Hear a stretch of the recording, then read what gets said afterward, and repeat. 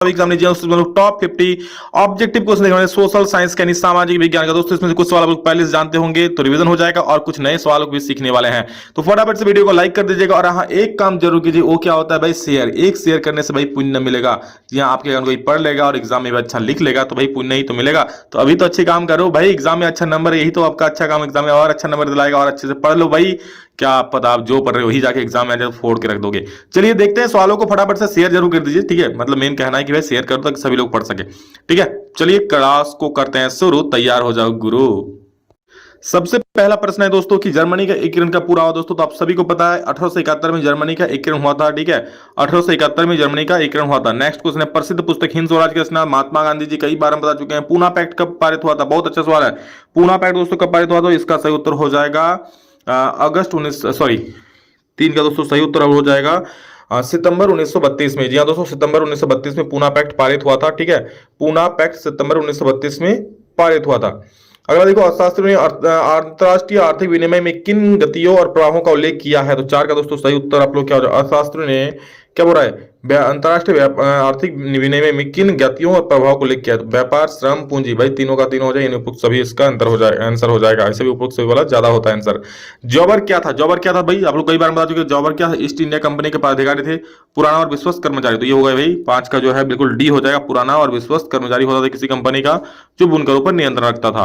भारत में पहला कपड़ा मिल कब लगाया? देखो यहाँ पर कलकत्ता कहीं नाम ही नहीं है, क्योंकि कलकत्ता असफल हो चुका था। मैंने इसलिए कहा कि भाई सफल वाला याद रखना, यानी कि मुंबई याद रखना, जो कि 1854 में लगाया गया था। ए नंबर सही हो जाएगा। अगला है, वुड ब्लॉक छपाई की तकनीक सबसे पहले कहां विकसित हुई? भाई तो सबसे पहले चीन में आया था। सबसे पहले इसका विकसित कहां हुआ? चीन में हुआ था वुड ब्लॉक छपाई की तकनीक। कॉर्न लॉ किस देश में पारित हुआ था? भाई ये ब्रिटेन में पारित हुआ। कॉर्न लॉ जिसमें मक्के की आयात पर रोक लगा दी गई थी। लौह एवं रक्त नीति का प्रतिपादन किसने किया? तो भाई इसका प्रतिपादन किया था बिस्मार्क ने। लौह और रक्त यानी कि खून और खड़क की नीति, इसी को बोला जाता है। भारत में आर्थिक महामंदी का सबसे बुरा प्रभाव किस क्षेत्र पर पड़ा? आपको कई बार बोल चुके हैं भाई, आर्थिक महामंदी का सबसे बुरा प्रभाव कृषि क्षेत्र पर पड़ा है।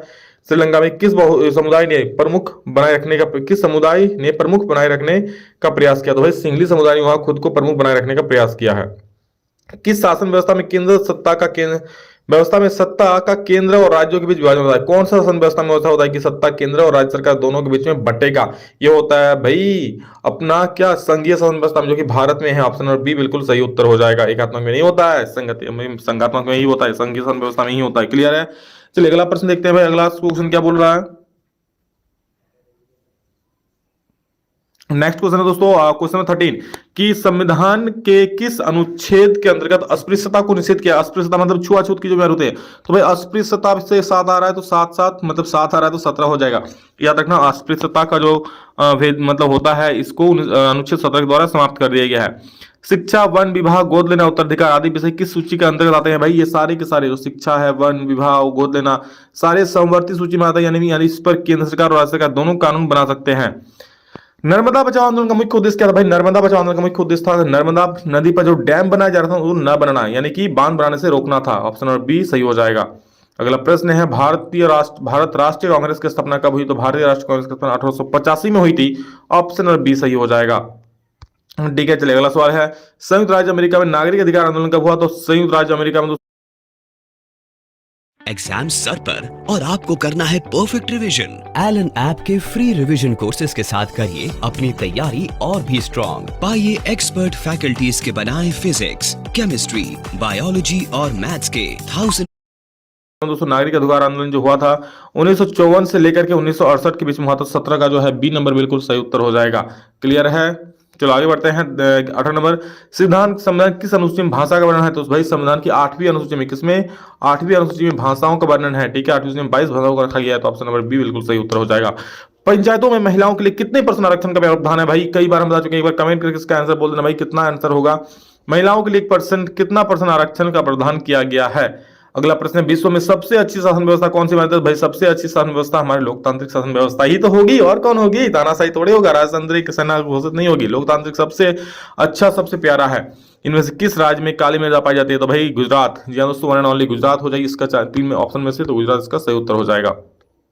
अगला देखो, कार्बेट राष्ट्रीय उद्यान किस राज्य में है? तो भाई कार्बेट राष्ट्रीय उद्यान बता रहा है किस राज्य में है, तो ये आप लोग का हो जाएगा कहाँ? उत्तराखंड में हो जाएगा कार्बेट राष्ट्रीय उद्यान। 22 का जो है बी नंबर बिल्कुल सही हो जाएगा।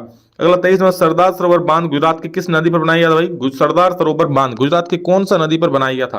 Question number 23। तो इसका दोस्तों सही उत्तर हो जाएगा नर्मदा। क्या सरदार सरोवर जो बांध है दोस्तों नर्मदा नदी पर बनाया गया था? ठीक है। अगला प्रश्न है, कहाँ जा रहा है भाई, काहे इतना लोचा कर रहा है? तो चलो देखो, इसमें से किसे सुनहरा रेशा कहा जाता है भाई? जूट को सुनहरा रेशा कहा जाता है, कई बार हम बता चुके पहले भी। झारखंड में कोडरमा किस चीज के लिए फेमस है? तो भाई अभ्रक के उत्पादन के लिए फेमस है। अभी निम्न में से कौन सी एजेंसी सार्वजनिक क्षेत्र में स्टील को बाजार में उपलब्ध कराती है? तो भाई सेल। कौन सेल सार्वजनिक क्षेत्र में स्टील को बाजार में उपलब्ध करवाती है? ऑप्शन बी बिल्कुल सही हो जाएगा। भारत की समुद्र तट की कुल लंबाई कितनी है? तो भाई 7516 किलोमीटर होता है समुद्र तट की लंबाई। ठीक है, कितना हो जाएगा? 7516 किलोमीटर। ऑप्शन बी सही हो जाएगा। भारत की सबसे पहले रेलगाड़ी कब चली थी? याद रखना 1854 में चली थी भाई। 1854 तो ऑप्शन में ही नहीं है, तो 28 का याद रखना। 28 का हो जाएगा, सॉरी 1853 में चली थी। ठीक है, 1853 में मुंबई के थाने से, मतलब मुंबई से थाने के बीच में चली थी, तो 1853 में चली थी भाई। ऑप्शन में नहीं है, 1953 है, तो 1853 होगा। सही है।